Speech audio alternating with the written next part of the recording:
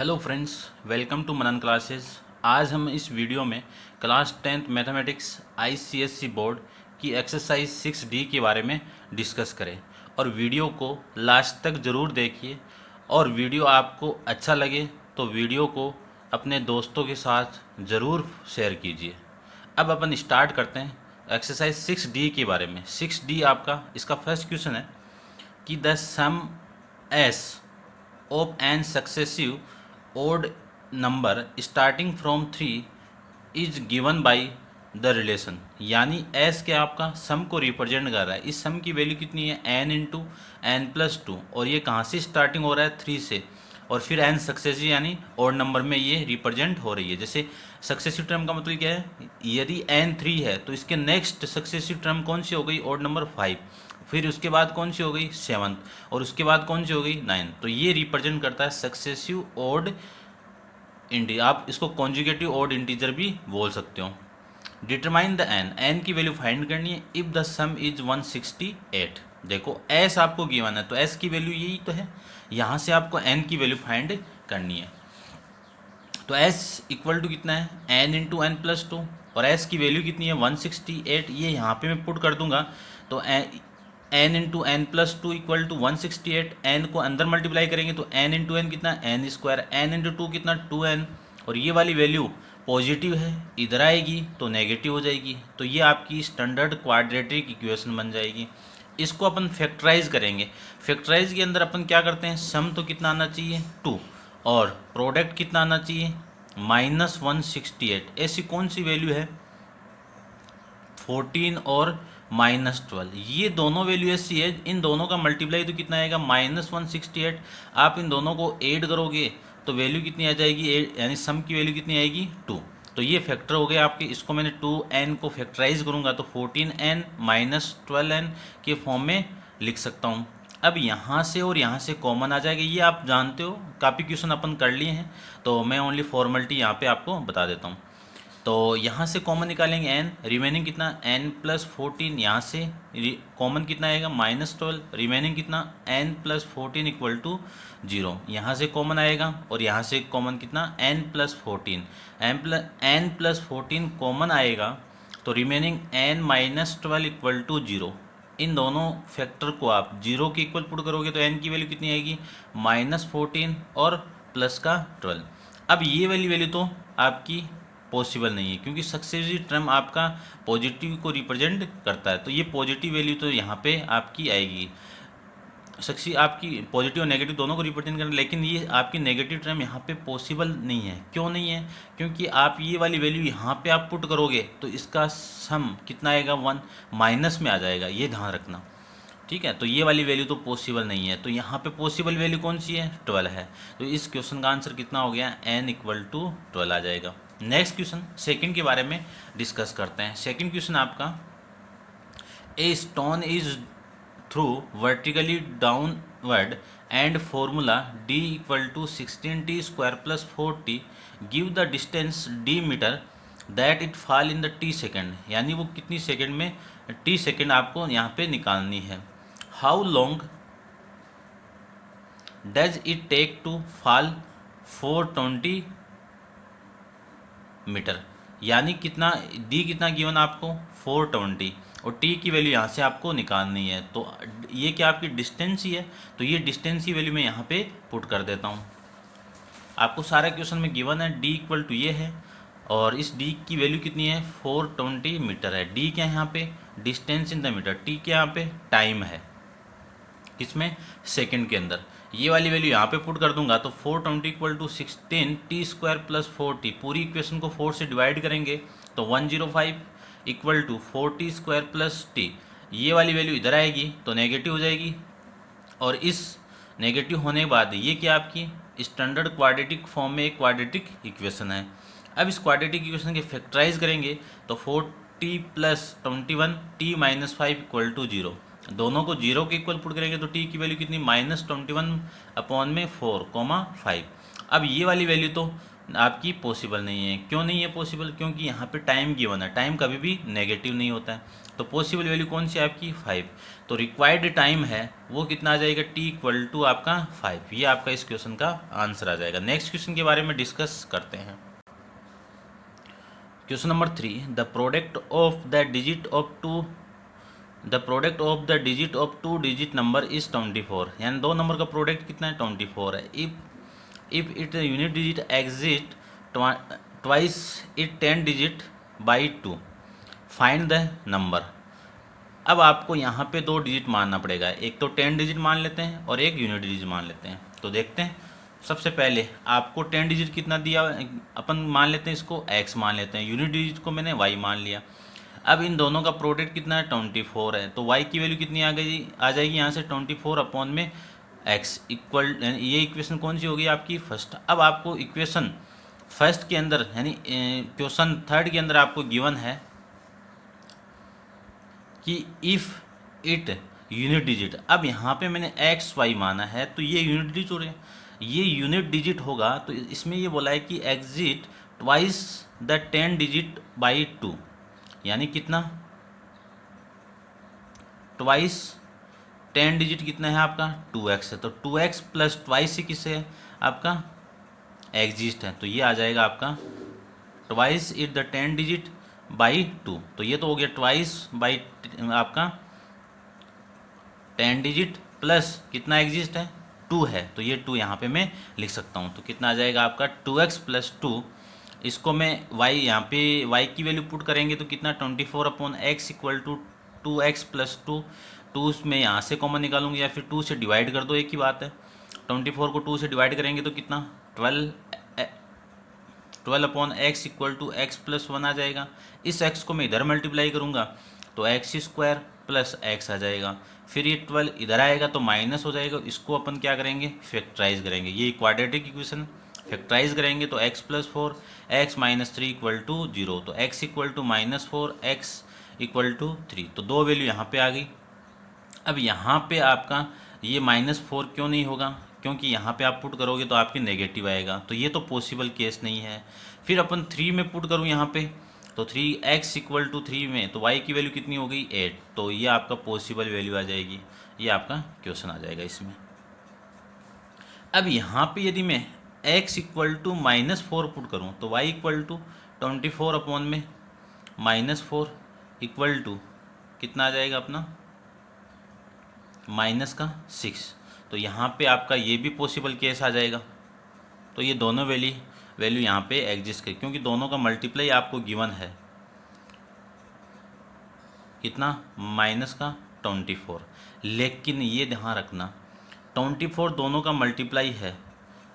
अब ये इन दोनों डिजिट को मैं यहाँ पे पुट करूँगा तो -4 और -6 ऐसे पुट करेंगे। कभी नंबर ऐसे नहीं होते हैं आपके, ऐसे कभी भी आपने नहीं देखा है कि 2 -6 ये क्या है? सब्ट्रैक्शन को रिप्रेजेंट कर देता है। तो ये पॉसिबल केस नहीं है। इस कारण ये पॉसिबल नहीं है क्योंकि यहाँ पे आप किसी भी डिजिट को -4 के अंदर पुट नहीं कर सकते हो। माइनस ओनली पूरे डिजिट, जैसे ये कोई डिजिट है 2 4 5, ये कोई नंबर है, इसके आगे आप माइनस लगा सकते हो।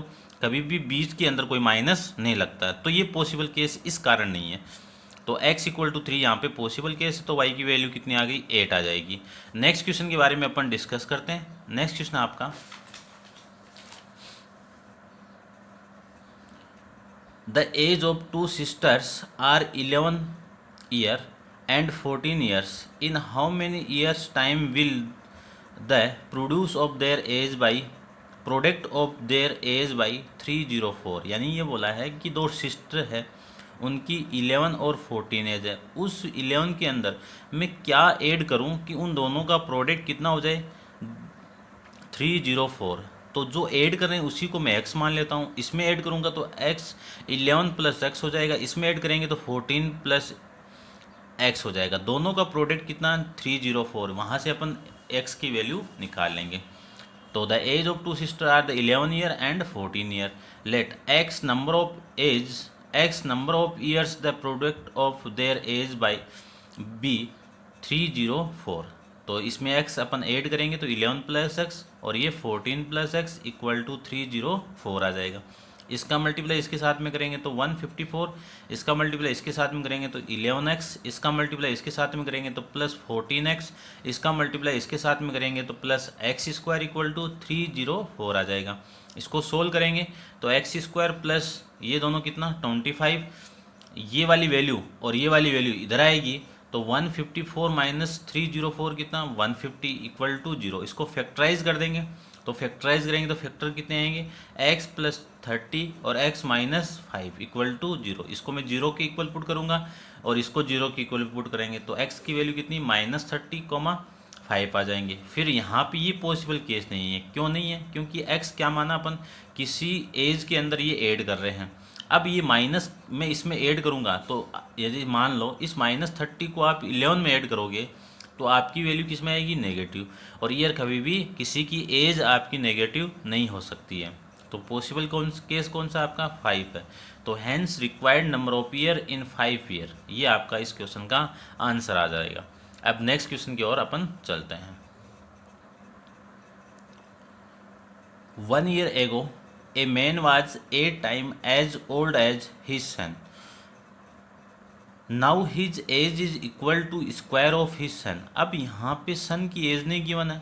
यदि मैं सन की एज फाइंड कर यानी मान लेता हूँ, लेट सन एज कितनी x मान लूँ, तो उस इसके जो यानी जो मैन है उसकी एज कितनी हो जाएगी, his age is equal to square, तो x स्क्वायर हो जाएगी। फिर फाइंड द प्रेजेंट एज, तो आपको प्रेजेंट एज निकालनी है। यहाँ पे एक कंडीशन ये गिवन है 1 year एगो का कि man was 8 time at age old age his son, यानी हिज सन की एज जितनी होगी उसका 8 टाइम ओल्ड होगा। कौन होगा? सन, यानी वो मैन होगा। तो यहाँ से 1 year के लिए अपन निकालेंगे तो 1 year अपन एगो करेंगे तो माइनस कर देंगे जो x अपन माना है। तो देखते हैं देखो क्वेश्चन को। तो सबसे पहले let the present age of the son equal to x year. Present age of man कितनी, इसी का स्क्वायर आपको गिवन है कि x स्क्वायर किसकी एज है, सन की स्क्वायर एज आपको मैन की एज गिवन है। अब 1 year एगो जाएंगे तो x माइनस 1 हो जाएगा। यहाँ से इसकी एज x स्क्वायर माइनस 1। अब इसकी एज किसकी है कि उस यानी जो सन है उसकी एज का 8 टाइम इसका इक्वल हो जाएगा, यानी उसकी मैन की एज होगी। तो अपन लिख सकते हैं 8 को मल्टीप्लाई कर देंगे इस सन के एज के साथ में। अब इसको सोल्व करेंगे तो 8x minus 8 equal to x square minus 1 आ जाएगा। इसको सोल्व करेंगे तो x square minus 8x plus 7 equal to 0। Factorise कर देंगे तो x माइनस 7 और x माइनस 1 इक्वल टू 0 आ जाएगा। x की वैल्यू यहाँ से कितनी 7, यहाँ से x की वैल्यू कितनी 1। अब देखिए if x equal to 1 then x square कितना आ जाएगा 1 आ जाएगा। x क्या था आपकी सन की एज थी, फिर x स्क्वायर क्या था मैन की एज थी। तो कभी भी फादर और सन की एज इक्वल नहीं आ सकती है। तो ये वाला केस तो इम्पॉसिबल है। तो ये वाला केस आपका x इक्वल टू 1 तो पॉसिबल वैल्यू नहीं है। अब इफ़ x इक्वल टू 7 में पुट करूँ देन एक्स स्क्वायर कितना 49 ईयर आ जाएगा यहाँ पे। तो present age of the son equal to 7 year, present age of the man equal to 49 year. ये आपका इस क्वेश्चन का answer. Next question, question number 6। Question number 6 है the age of father is twice the age of father is twice the square of age of his son. यानी जो father की age है, the age of father is twice the square of सन, यानी जो father की age है वो सन के ट्वाइस यानी सन की स्क्वायर के ट्वाइस के इक्वल है। तो मान लो सन की एज में x मानूँ तो फादर की एज कितनी हो गई 2 इंटू एक्स स्क्वायर, फिर 8 ईयर हैंस, यानी आज जितनी एज है उसके 8 साल बाद कितनी होगी x प्लस 8 उस, यानी इसको अपन 8 ईयर आप फ्रॉम नाउ भी बोल सकते हो, 8 ईयर फ्रॉम, या फिर 8 year hence the age of father will be 4 year more than 3 times of the age of son. Find the present age. क्या निकालनी है आपको? प्रेजेंट एज निकालनी है। तो कंडीशन देखिए, सबसे पहले अपन मान लेते हैं the present age of the son x year. अब प्रेजेंट एज फादर की कितनी है, अगले ने बोला है कि इस एज का स्क्वायर कितना है ट्वाइस है, तो 2x स्क्वायर आ जाएगा। फिर 8 ईयर हैंस चलते हैं तो सन की एज कितनी x प्लस 8 ईयर, फादर की एज कितनी 2x स्क्वायर प्लस 8 ईयर आ जाएगी। अब अगले ने ये बोला हुआ है कि जो फादर की एज है यहाँ पे the father will be 4 year more than 3 times of the age of son. तो कितनी आ जाएगी, 3 सन की एज कितनी हो जाएगी, x + 8 का 3 टाइम प्लस में 4, तो 3 × x + 8 + 4 आ जाएगा। ये आपकी कंडीशन बन जाएगी। ये फादर की एज है यहाँ से। अब इसको अपन सोल्व करेंगे तो आपकी जो स्टैंडर्ड इक्वेशन वो बन जाएगी 2x² - 3x - 20 = 0। इसको फैक्टराइज करेंगे तो x - 4 × 2x + 5 = 0। इसको 0 के इक्वल पुट करेंगे तो x की वैल्यू कितनी, 4। इसको 0 के इक्वल पुट करेंगे तो x की वैल्यू कितनी, -5/2। अब यहाँ से ये वाला केस तो पॉसिबल नहीं है। क्यों नहीं है कि x की वैल्यू क्या है, सन की एज है, तो कभी भी किसी की एज नेगेटिव नहीं आती है, तो ये वाला केस तो इम्पॉसिबल नहीं है। तो प्रेजेंट एज ऑफ सन कितनी, 4 ईयर। तो फादर की एज कितनी, 2 × यहाँ पे वैल्यू पुट कर देंगे x की वैल्यू पुट करेंगे तो 4 का स्क्वायर, इस पूरे का मल्टीप्लाई करेंगे तो कितनी आ जाएगी, फादर की एज 32 ईयर आ जाएगी। Next question number 7th question है, the speed of boat in still water is 15 km/h। यानी एक स्टील वाटर के अंदर जो बोट है उसकी स्पीड कितनी है, 15 km/h। It can goes 30 km upstream and return down to original point in 4 और 30 minute. Find the speed of stream. अब देखिए डाउन स्ट्रीम और अपन अप स्ट्रीम की बात करते हैं थोड़ा सा।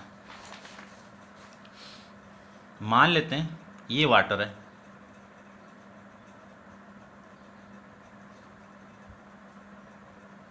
इस वाटर पे यहाँ पे एक बोट है और इस बोट की जो डायरेक्शन है वो इधर है और इस पानी की जो डायरेक्शन है वो इधर है। यदि मैं इस बोट की स्पीड मान लेता हूँ x km/h और इसकी स्पीड मान लेता हूँ मैं y km/h। यदि इसकी स्पीड इधर है और इसकी स्पीड इस बोट की तरफ है तो इसको बोलते हैं डाउन स्ट्रीम। क्या बोलेंगे, डाउन स्ट्रीम। और उसकी कितनी होगी, x + y km/h।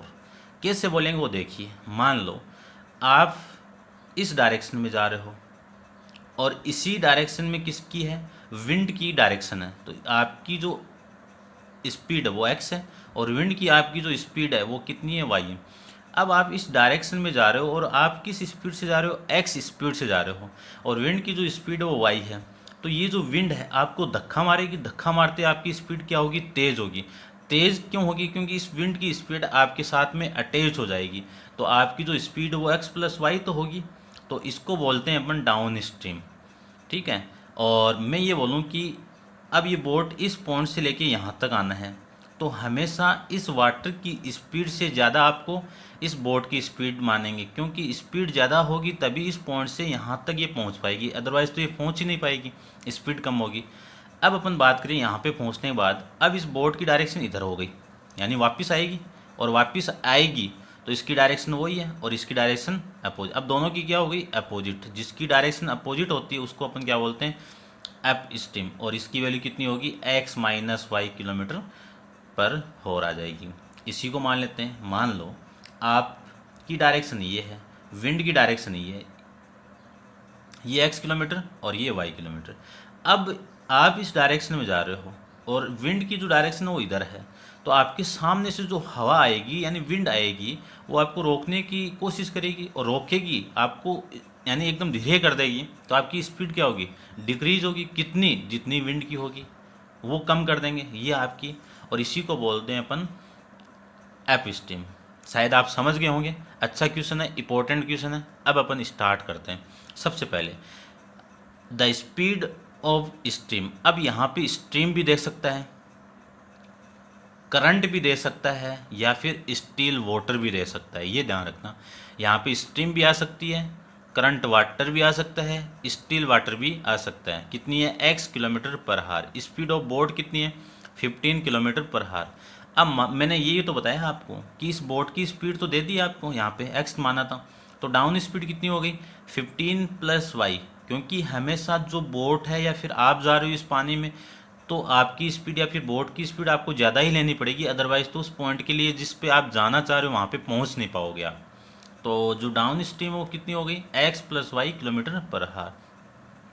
F steam कितनी हो गई, एक्स माइनस यानी 15 माइनस एक्स किलोमीटर पर हार। यहाँ से मैं टाइम निकालूंगा तो ये जो डिस्टेंस है वो डिस्टेंस कितनी कवर कर रहा है आपकी 30 है, तो D equal to 30 kilometre per हार। तो टाइम कितना हो जाएगा 30 अपॉन में स्पीड कितनी 15 प्लस एक्स और फिर वापस आने का जो एफ स्टीम है उसके लिए टाइम कितना हो जाएगा 30 अपॉन 15 माइनस एक्स।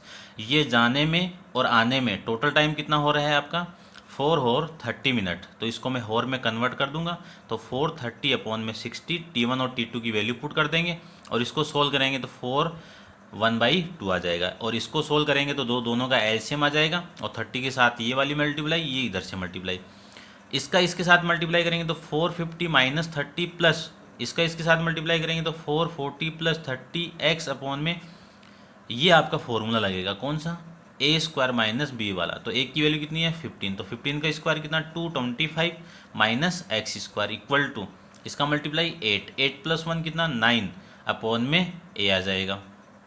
अब ये वाली वैल्यू और ये वाली वैल्यू कैंसिल आउट, 450 कितना 900 अपॉन ये सेम है 9 अपॉन 2। अब ये 9 से और ये कैंसिल आउट होगा तो यहाँ पे तो 100 और यहाँ पे 1, तो ये मैं यहाँ पे लिख सकता हूँ। फिर इसको मैं आगे सोल्व करें, अपन आगे सोल्व करें तो ये इधर multiply 200 equal to 250 225 minus x square, ये पूरी वैल्यू इधर आएगी तो ये तो इधर आएगा एक्स स्क्वायर, तो कितना एक्स स्क्वायर, ये वाली वैल्यू इधर आएगी तो 225 माइनस 200।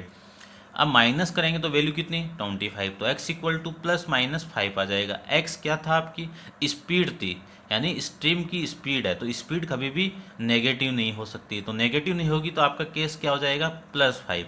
अब x क्या था आपकी speed of stream equal to x equal to 5 kilometre per hour, ये आपको निकालना था। अच्छा क्वेश्चन है, इंपॉर्टेंट है, ध्यान से देखिए ना। Thank you so much.